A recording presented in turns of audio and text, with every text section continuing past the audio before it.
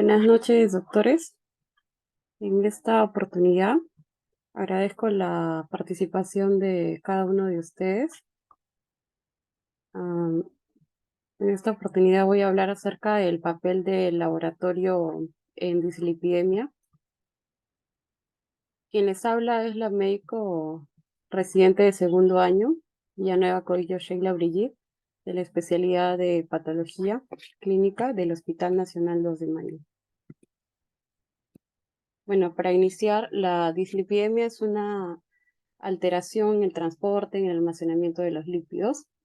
Entonces, iniciamos con la introducción. Las enfermedades cardiovasculares, tanto las cardiopatías coronarias como el accidente cerebrovascular, sigue siendo la primera causa de muerte y discapacidad en el mundo. Las guías europeas de prevención cardiovascular han elevado un consenso en el cual se puede ver una determinación del perfil lipídico en la prevención cardiovascular, recomendaciones, asimismo la realización, la unificación de los criterios para incorporar los objetivos en un control lipídico adecuado y manejar el riesgo vascular de los pacientes, sobre todo en los informes de laboratorio. Bueno, como mencioné, la dislipidemia viene a ser la alteración tanto en el transporte como en el almacenamiento de los lípidos. Para ello se necesita de las lipoproteínas, en las cuales tenemos el kilomicrón, que se encarga del transporte del triglicérido exógeno, las VLDL, que se encarga de los triglicéridos endógenos, que son sintetizados por el hígado, las LDL, que se encarga del transporte del colesterol del hígado a los tejidos, y las HDL, que se encarga del transporte de los tejidos, del colesterol de los tejidos al hígado, para que se pueda metabolizar. Bueno, en las dislipidemias se van a detectar mediante un análisis en la concentración de los lípidos circulantes, mediante el análisis, ya sea, va a estar influenciado por dos factores principales, que son propios del individuo en un estado fisiológico o patológico, que interviene tanto la absorción digestiva, la síntesis de las lipoproteínas, la circulación, el metabolismo de las lipoproteínas y la interacción con las células mediante sus receptores específicos. Y otro factor importante que influye es de la muestra, ¿no?, que se va a analizar, o del método analítico que se emplea. Una pregunta importante es cómo, cuándo y a quién debemos solicitar un perfil lipídico. La determinación del perfil lipídico es necesario para poder conocer la enfermedad cardiovascular en la población aparentemente sana o en condiciones de riesgo, incluido también los pacientes que van a ser sometidos a cirugía cardíaca. También se requiere para la monitorización de la eficacia terapéutica, la adherencia al tratamiento hipolipemiante, y es imprescindible en la prevención cardiovascular, especialmente en personas de alto riesgo o familiares de alto riesgo. Una pregunta importante ¿es necesario el ayuno para el análisis del perfil lipídico? Las principales guías clínicas no exigen ayuno, al menos para una evaluación inicial del riesgo cardiovascular. Los lípidos sin ayuna pueden predecir mejor el riesgo de la enfermedad cardiovascular, ya que se refleja mejor el estado postprandial del paciente y la influencia del riesgo residual. La concentración de triglicérido es la única que cambia significativamente tras la ingesta. Luego les voy a mencionar cuáles son los parámetros. Las mediciones de los perfiles de lípidos en ayunas y no ayunas deben ser algo complementario y no necesariamente excluyentes. Entonces, se recomienda ayuno cuando, si es que los triglicéridos tienen valores mayor o igual a 398 miligramos por decilitro, pacientes con una historia ya de pancreatitis hipertrigliceridémica, cuando se hagan pruebas de laboratorio adicional que requieren muestras en ayunas, como por ejemplo glucosa, antes de iniciar tratamientos farmacológicos que puedan causar hipertrigliceridemia grave, por ejemplo la isotretinoína, y en individuos genéticamente predispuestos. También es importante ver el estilo de vida y condiciones fisiopatológicas del paciente. Debe mantenerse hábitos estables 2 semanas previas a la toma de muestra, no hacer ejercicio físico extremo antes de la extracción, descartar dislipidemias secundarias y asociadas a tratamiento farmacológico, esperar un mínimo de 2 a 4 semanas tras un proceso inflamatorio agudo, ya que se puede ver un descenso en el colesterol HDL y un incremento del triglicérido. Se recomienda también una determinación de parámetros lipídicos tras un síndrome coronario agudo en las primeras 24 horas. Bueno, vamos a ver ahora los factores del individuo. En cuanto el alcohol también influye, se dice que un consumo máximo de hasta 20 gramos al día en mujeres y hasta 30 gramos al día en varones induce a un perfil lipídico con un aumento de colesterol ligado a lipoproteínas de alta densidad, las HDL, y consumo superior a estos valores puede incrementar mucho más el colesterol HDL, pero también los triglicéridos. Otro factor es el tabaco. Se dice que los fumadores tienen mayor concentración de triglicérido y de colesterol ligado a LDL y menor concentración de HDL y de la polipoproteína A1. El café también influye en la determinación de los lípidos, pero depende de la forma de la elaboración. El café hervido aumenta las concentraciones de colesterol total, de LDL y de triglicérido. A diferencia del café filtrado, no afecta significativamente. Esto se ha visto estudios, ya que los granos de café contienen dos alcoholes diterpénicos, que es el cagoestrol y el cagueol, que al ser hervidos se activan y producen el aumento de estas concentraciones de colesterol, a diferencia del filtrado que retiene estos dos tipos de alcoholes, entonces no se ve afectado. Por ello es que se evita la ingestión de café en las 10 a 12 horas previas a la extracción. La dieta también, vamos a ver, ya que las concentraciones de colesterol, de LDL, triglicérido y la poliproteína B se incrementan con un consumo de grasas saturadas. Los vegetarianos tienen mayor concentración de HDL y menor concentración de LDL, pero estos efectos se van a observar a las 5 semanas. La obesidad también influye en el aumento de triglicérido, de colesterol total y de LDL y disminuye lo que es el HDL. La disminución de peso se empieza a corregir o se modifica precozmente a partir de las 2 a 4 semanas en lo que es triglicérido. Las concentraciones de los constituyentes lipídicos aumentan con la edad, excepto en las HDL, y en los recién nacidos también se han observado concentraciones constituyentes lipídicos que aumentan hasta un 75 a 80% los valores del adulto en la primera semana de vida. La lipoproteína A es la excepción, ya que esto va a aumentar lentamente. En el embarazo también se ha visto que aumentan las concentraciones de todos estos constituyentes lipídicos, las apolipoproteínas y la lipoproteína A. Las concentraciones lipídicas vuelven a sus valores previos a los 3 meses del parto o al final de la lactancia. También se ha visto que hay fármacos que pueden causar dislipidemias, dentro de ellos, como vemos, los diuréticos de asa, que pueden incrementar en un 5 a 10% el colesterol LDL, también el triglicérido. También tenemos a la amiodarona, que es algo variable, y así. Otro factor muy importante también es de la muestra, ¿no? En las condiciones de la extracción de muestra. Las extracciones deberían realizarse en sedestación tras 15 minutos de reposo, ya que se ha visto que hay concentraciones más bajas de colesterol total y de LDL en posición supina. El torniquete produce una hemoconcentración y no debe estar más de 1 minuto, y si es posible realizar la extracción sin utilizarlo. Las condiciones de la muestra también es otro factor importante. Las muestras tienen que estar depositadas en tubos para obtención del suero, que pueden ser tubos sin aditivos, ya sea la que tiene tapita roja, o tubos con gel separador, que es la de tapa amarilla. Y la separación del suero y plasma debe ser antes de las 3 horas de la extracción, y si no se analiza debe mantenerse a 4 grados durante un máximo de 24 horas. Los lípidos asociados a las lipoproteínas de baja y alta densidad son los más inestables en refrigeración. La estabilidad de la congelación depende de las constituyentes y la temperatura. Las consideraciones analíticas también es importante tener en cuenta, ya que la cuantificación de estos parámetros lipídicos se tiene que hacer siempre con la misma metodología. En caso hay un cambio, se tiene que notificar. Y el conocimiento del método analítico empleado para la determinación de estos parámetros es muy importante, ya que puede haber interferencias o interpretaciones erróneas. Vamos a ver en estas fuentes de variabilidad analítica, en los parámetros, por ejemplo, el colesterol, que se analiza con el método enzimático, triglicérido también es con el método enzimático, pero hay una fuente de variabilidad que depende del tiempo y la composición de la última ingesta, ¿no? El colesterol de lipoproteína de alta densidad, el HDL o HDL directo, el método de precipitación más enzimático. Pero también tiene su fuente de variabilidad que depende de la temperatura del transporte, el almacenamiento previo al análisis, el agente precipitante que se utiliza, el tiempo de composición de la última ingesta, triglicéridos elevados y la lipoproteína A elevada. El colesterol de lipoproteína de baja densidad, que es calculado con la fórmula de Fredway. El método es con el cálculo, que el cálculo del LDL es igual al colesterol total menos el HDL menos el triglicérido entre 5.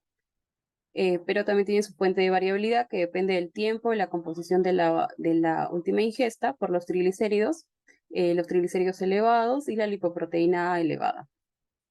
El colesterol de lipoproteína de baja densidad, de medición directa, el método es con precipitación más enzimático. También tiene su fuente de variabilidad que depende del tiempo, la composición de la última ingesta, los niveles de triglicéridos, los niveles de HDL y lipoproteína elevada. Y el colesterol no HDL, el método es con cálculo, que es el colesterol total menos el HDL. También es importante saber cuáles son los métodos para determinar el colesterol asociado a las lipoproteínas de baja densidad. El método de referencia para la determinación es la separación de las lipoproteínas en gradiente de densidad, que es la ultracentrifugación. Pero debido a que es una técnica muy tediosa y que no es realizada en muchos laboratorios, solamente en especializados, se hace generalmente una estimación a partir de la medición del colesterol y del triglicérido total por método enzimático y la determinación directa del HDL. Entonces, lo que más se utiliza es la fórmula de Fredway. Esta fórmula de Fredway, que ya lo mencioné, que es para la estimación del colesterol asociado a lipoproteína de baja densidad en miligramos por decilitro. A partir de los triglicéridos mayor a 400 miligramos por decilitro no se debe utilizar esta fórmula. Es precisa en la mayoría de pacientes que tengan un LDL mayor a 100 y triglicéridos menor a 150. Hay una ecuación modificada que es de Martin Hopkins, que es preferible para el cálculo del colesterol LDL, sobre todo en los pacientes que tengan LDL menor a 100 y en triglicérido de 150 a 400 y en muestras sin ayuno. Y también hay ensayos de LDL directo que se debe usar cuando la concentración de triglicérido mayor o igual a 400, ya que nos va a dar cifras más fiables. Y si no se dispone de la determinación directa de LDL, se recomienda el uso del colesterol no HDL como marcador de colesterol heterogénico o la determinación de la apolipoproteína B. Las consideraciones postanalíticas, los marcadores de normalidad y de alerta también es muy importante, ya que el laboratorio clínico es clave para la estimación del riesgo cardiovascular en los pacientes con dislipidemia y es importante saber los valores referenciales, ¿no? Sobre todo en la población pediátrica también. Es deseable que las determinaciones lipídicas se referencien a los valores deseables en términos de riesgo y prevención cardiovascular. ¿Qué parámetros tiene que incluir en un perfil lipídico básico? Tanto el colesterol total, el colesterol HDL, triglicérido, el colesterol no HDL y LDL. ¿Cuál es la utilidad para determinar el colesterol no asociado a lipoproteína de alta densidad? La estimación del colesterol no HDL es un cálculo sencillo que se puede hacer con el colesterol total menos el HDL, ya que representa el colesterol de lipoproteínas heterogénicas y tiene una alta correlación con los niveles de la apolipoproteína B. Una ventaja adicional es que no está afectado por el ayuno y se puede determinar en triglicérido mayor a 400. Y también sirve de orientación en laboratorios que no se disponga de determinación de LDL directo o apolipoproteína B. ¿Cuándo determinar la lipoproteína A? Se recomienda determinar al menos una vez en la vida para determinar el riesgo vascular. Los niveles están determinados por la genética y esta determinación es importante en pacientes con enfermedades cardiovasculares prematuras, cuando tienen pobre respuesta al tratamiento con estatina, en hipercolesterolemia familiar, estenosis aórtica, eventos isquémicos recurrentes y en familiares de pacientes con lipoproteína elevada. En los pacientes con elevación importante de lipoproteína A, la estimación del LDL se tiene que corregir con una fórmula que es igual a LDL menos la lipoproteína A por 0.30. ¿Cuándo usar la apolipoproteína B? Es un excelente predictor de eventos cardiovasculares, ya que esta apoproteína está presente en lipoproteínas aterogénicas como la LDL, la lipoproteína A, IDL y VLDL. Los valores de esta apolipoproteína B no varían por la situación de ayuno y tiene un valor muy especial en personas con triglicéridos elevados, diabetes mellitus, obesidad, síndrome metabólico o en LDL muy bajo. La concentración de apolipoproteína B puede ayudar en la tipificación de dislipidemias más graves como la hiperlipidemia familiar combinada y la disbeta-lipoproteinemia familiar. Estos son los parámetros lipídicos para la población pediátrica. En colesterol total, deseable es que esté menor a 170 miligramos por decilitros. Del colesterol LDL menor a 110 es lo deseable. Del HDL mayor a 45. Triglicérido menor a 75 es lo deseable. De 0 a 9 años mayor o igual a 100 ya se considera elevado. De 10 a 19 años menor a 90 es lo deseable. Y mayor o igual a 130 ya se considera elevado. Los valores lipídicos deseables en adultos, según las sociedades europeas de cardiología, arteriosclerosis y medicina de laboratorio. Colesterol total, lo deseable es que sea menor a 200. El HDL mayor a 50 en mujeres y mayor a 40 en hombres. El colesterol no HDL, los valores es según el riesgo cardiovascular. Prevención secundaria, el riesgo cardiovascular muy alto, menor a 85. En el LDL también menor a 55, triglicérido menor a 150 en ayunas, y la polipoproteína B también depende del riesgo cardiovascular, que sea menor a 65 si es muy alto, y la lipoproteína A menor a 50. Aló. La, Estoy escuchando a la Shelly cómo están poniendo. Sí. hola. Tengo tu teléfono. ¿Podrían silenciar sus micrófonos? Las alertas recomendadas para el sistema del informe de laboratorio. Un valor crítico se considera un colesterol total de 310 miligramos por decilitro, ya que es un alto riesgo vascular. En triglicéridos mayor a 880. Colesterol LDL mayor a 190. El colesterol LDL en adultos mayor a 500 ya me estaría alertando a una hipercolesterolemia familiar homocigota. Y la triada lipídica heterogénica, triglicérido mayor a 150, HDL menor a 30, apolipoproteína con la relación del LDL menor a 1.3 y la lipoproteína A mayor a 120, ya es un riesgo muy elevado de una enfermedad cardiovascular aterosclerosa y estenosis de la válvula aórtica. Apolipoproteína A1 menor a 10 también ya es crítico y la apolipoproteína B menor a 10 también ya es crítico. La determinación de los lípidos para la valoración de riesgo es, antes de iniciar un tratamiento con fármacos hipolipemiantes, hay que realizar 2 determinaciones que estén separadas de 1 o 2 semanas, excepto si es que ha tenido el paciente un evento cardiovascular o en pacientes con alto riesgo, con indicación de tratamiento inmediato.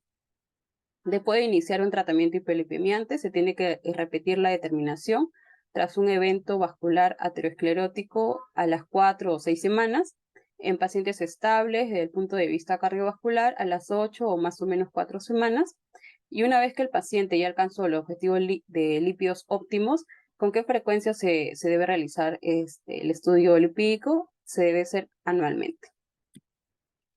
Bueno, como conclusión es que en los pacientes que tengan triglicéridos mayor a 400 miligramos por decilitro es recomendable la determinación directa de LDL para obtener cifras más fiables.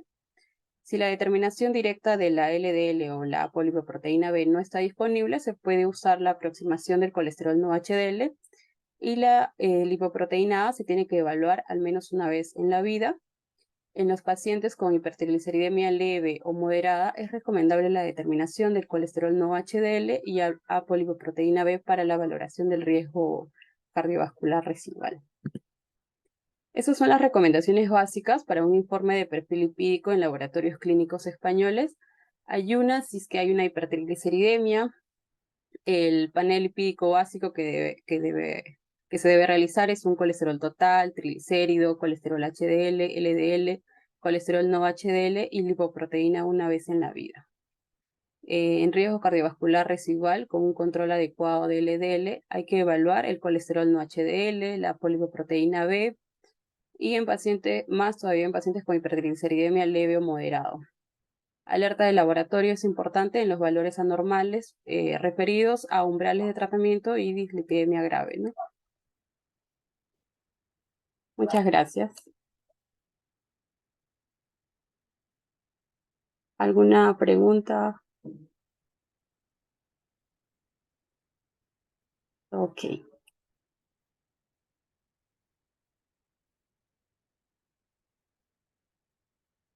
Bueno, agradezco la participación de cada uno de ustedes en esta oportunidad.